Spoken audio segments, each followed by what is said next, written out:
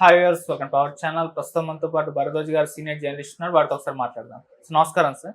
నమస్తే అండి. సార్, జగన్మోహన్ రెడ్డి గారు అసెంబ్లీకి వస్తారా రారా అని ఒక పెద్ద చర్చ తర్వాత ఆయన వస్తానని చెప్పడం, ఈరోజు రావడం, వచ్చిన తర్వాత కనీసం కొద్దిసేపు కూడా ఉండకుండా వాకౌట్ చేసి వెళ్ళిపోయారు. ప్రతిపక్షంగా మమ్మల్ని గుర్తించాలి, ప్రజాస్వామ్యాన్ని కాపాడాలి, వీ వాంట్ జస్టిస్ అంటూ గవర్నర్ ప్రసంగాన్ని అడ్డుకుంటూ ఈ నినాదాలు చేస్తూ ఒక గందరగోళం క్రియేట్ చేసి ఆ తర్వాత వెళ్ళిపోవడం జరిగింది. దాన్ని సెటరికల్ గా కూడా విమర్శలు చేస్తున్నారు. 11 నిమిషాలు కూడా ఉండలేదు వీళ్ళు అని చెప్పేసి.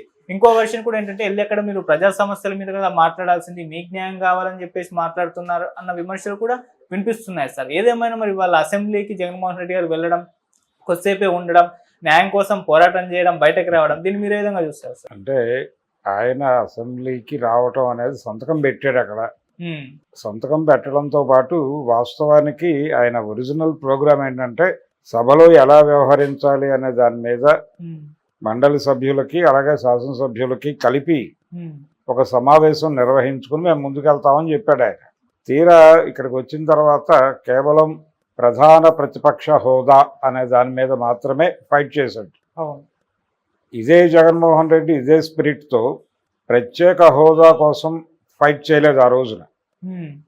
ఆ రోజున ఆయన ఏమన్నాడంటే, అధికారం వచ్చిన తర్వాత, అధికారం రావటానికి ముందు అంటే 2019 ఎన్నికలకి ముందు ఆయన ఏం చెప్పాడంటే చాలా స్పష్టంగా, మేము గనక గెలిస్తే ప్రత్యేక హోదా తెచ్చి తీరుతాం అన్నాడు.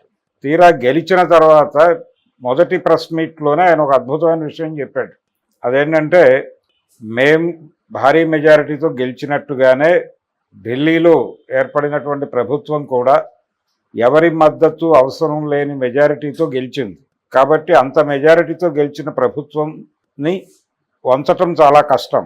ఈ డిమాండ్ని ఆ ప్రభుత్వంతో అంగీకరింపజేయటం అనేది అంత ఈజీ కాదు.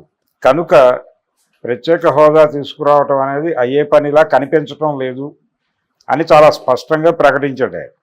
ఏది జగన్మోహన్ రెడ్డి ఎన్నికలకి ముందు ప్రత్యేక హోదా తెస్తాను అన్న జగన్మోహన్ రెడ్డి ఎన్నికలు అయిపోయిన తర్వాత ఇది వాస్తవం అని చెప్పాడు. సరే, చాలామంది విమర్శించినప్పటికీ ఒక క్లారిటీతో మాట్లాడాడు, వాస్తవాల ఆధారంగా మాట్లాడాడు అని చెప్పి ఒక అప్రిసియేషన్ వచ్చింది ఆయనకి. ఈ అప్రిసియేషన్ తర్వాత ఆయన పద్ధతిలో ఆయన కొనసాగుతూ వెళ్ళాడు. ఇప్పుడు విచిత్రంగా మాట్లాడుతున్నాడు. ఆయన వాస్తవాలని పూర్తిగా విస్మరించి మాట్లాడుతున్నాడు. విస్మరించటము అంటే ప్రధాన ప్రతిపక్ష హోదా గురించి మాట్లాడు, ఇవ్వలేదు అని నిరంతరం విమర్శించు, తప్పులేదు. కానీ సభలో నువ్వు ఉండి సభలో అధికార పక్షం మాట్లాడుతున్నటువంటి మాటలలో ప్రజా వ్యతిరేక విధానాలు కానీ మరొకటి కానీ దొర్లినప్పుడు వాటి గురించి సభలో నిలదీయాల్సినటువంటి అవసరం ఉంది నీకు.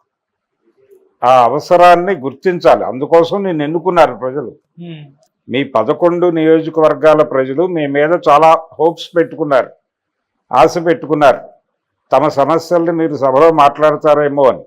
కానీ మీరు సభలో మాట్లాడకుండా వెళ్ళిపోతే చేయగలిగింది ఏముంది? ఇప్పుడు ఆ నియోజకవర్గాల ప్రజలందరూ వచ్చి ఈ 11 మంది ఎమ్మెల్యేల ఇంటి ముందు జగన్మోహన్ రెడ్డితో సహా ధర్నాలు చేయాల్సినటువంటి పరిస్థితి తెచ్చుకునే వాతావరణం కనిపిస్తోంది.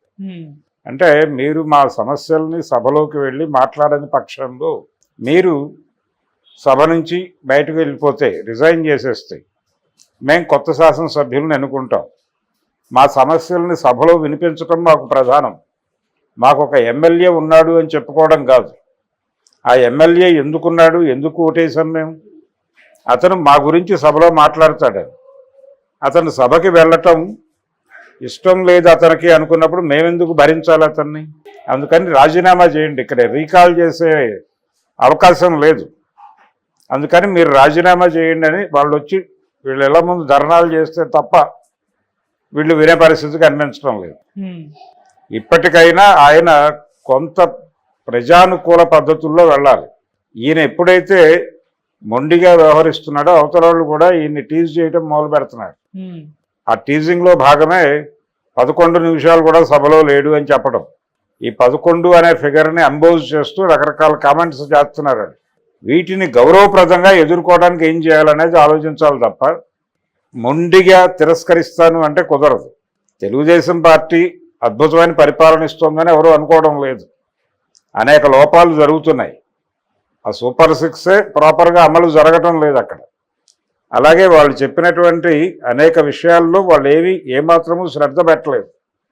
పవన్ కళ్యాణ్ దగ్గరికే వస్తే ఆయన సుగాలి ప్రీతి కేసు కావచ్చు, లేకపోతే ఆ సెంట్రల్ ఇంటెలిజెన్స్ నుంచి నాకు వేలాది మంది అమ్మాయిలు కనిపించడం లేదని వచ్చింది, ఆ విషయం కావచ్చు, చంద్రబాబు నాయుడు గారు మాట్లాడినటువంటి అనేక విషయాలు కావచ్చు, వాలంటీర్లను మేము భద్రంగా చూసుకుంటామని చెప్పిన మాట కావచ్చు, అలాగే స్కూళ్ళల్లో జరుగుతున్నటువంటి మార్పులు, విద్యా విధానంలో వస్తున్నటువంటి మార్పులు, కార్పొరేట్ స్కూళ్ళకి ప్రత్యామ్నాయంగా ఏదో మేరకు ప్రభుత్వ స్కూళ్ళను నిలబెట్టడానికి జగన్మోహన్ రెడ్డి టైంలో జరిగినటువంటి ప్రయత్నాన్ని నిర్వీర్యం చేయటం కావచ్చు, ఇలాంటి అనేక విషయాల మీద మాట్లాడవచ్చు.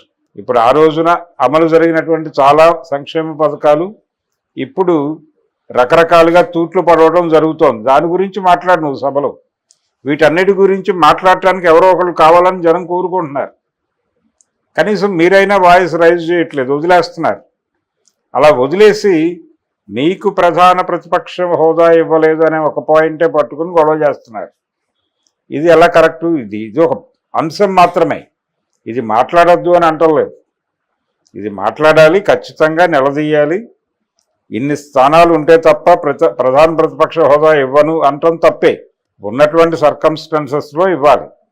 జాతీయ పార్టీలు ఏవి కూడా ఎక్కువ సీట్లు గెలవని పరిస్థితుల్లో కాంగ్రెస్ పార్టీ రాజీవ్ గాంధీ ప్రధాని అయినప్పుడు కాంగ్రెస్ పార్టీ బీభత్సమైన మెజారిటీతో గెలిచి ఏ జాతీయ పార్టీ ఏ రాష్ట్రంలోనూ కూడా కాంగ్రెస్ పార్టీని అడ్డుకునేటువంటి పరిస్థితిలో కనిపించలేదు. అటువంటి కండిషన్లో జాతీయ స్థాయిలో పార్లమెంటులో లోక్సభలో ప్రధాన ప్రతిపక్ష హోదా తెలుగుదేశం పార్టీకి వచ్చింది.